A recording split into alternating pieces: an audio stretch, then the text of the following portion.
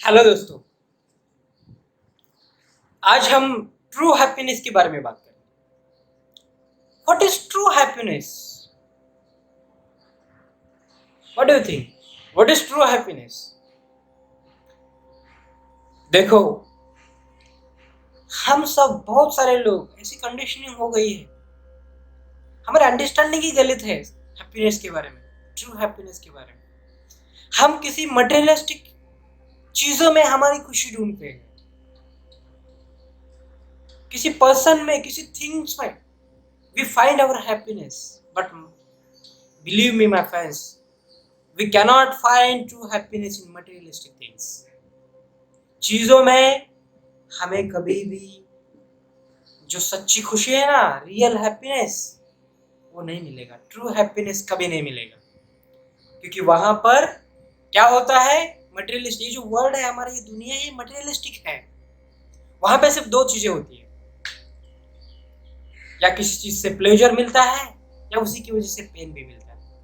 और हम उस चक्कर में, प्लेजर और पेन के चक्कर में घूमते घूमते घूमते घूमते रहते हैं, और सीधा जन्म से मृत्यु तक, अब जन्म से मृत्यु कब का दिन कब आता है उसमें पता ही नहीं लगता है। तो बाद में हम फील करते हैं, अरे क्या जिंदगी जिया हमने, कुछ नहीं जिया, ऐसे ही बर्बाद कर दिया। ऐसी चीजों में जहां से खुशी मिलना लगभग असंभव है। आपको हैप्पीनेस तो मिलेगा लेकिन कुछ टाइम के लिए। लेकिन हमको, we don't want temporary happiness, we want, everybody, I think, I believe everybody want permanent happiness. तो ये ट्रू हैप्पीनेस क्या चीज है, वो कैसे मिल सकता है हमको? है क्या कोई इसका तरीका है, या फिर नहीं मिल सकता इस कलयुग में ट्रू हैप्पीनेस?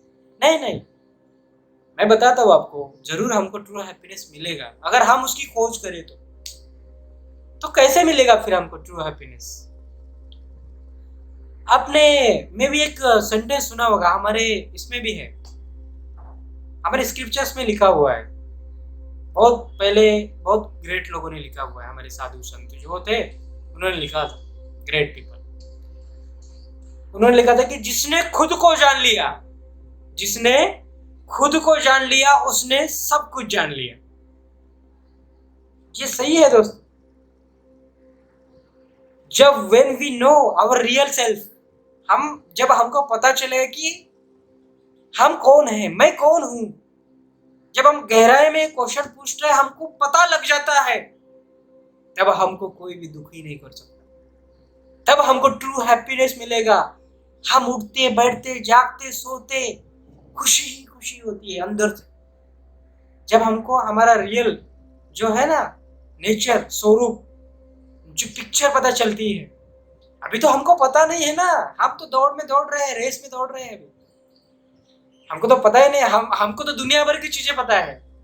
किसी के बारे में पूछो, नाइजीरिया के बारे में क्या हो रहा है उसको वो पता होगा, लेकिन एक बार पूछ लिया कि अबे तेरे अंदर अभी क्या चल रहा है, तो उसको पता नहीं होता है, हा? उसके माइंड में क्या चल रहा है अभी। खुद के बारे में अगर पूछ लिया ना क्वेश्चंस कुछ, वो पता नहीं है। तो जितने मर्जी आप दुनिया भर का नॉलेज इकट्ठा कर लो, दुनिया को जान लो, जीत लो पूरा दुनिया, अगर खुद को नहीं जान लिया, खुद को नहीं जीत लिया, तो पीसोगे। किसमें? सफरिंग्स में।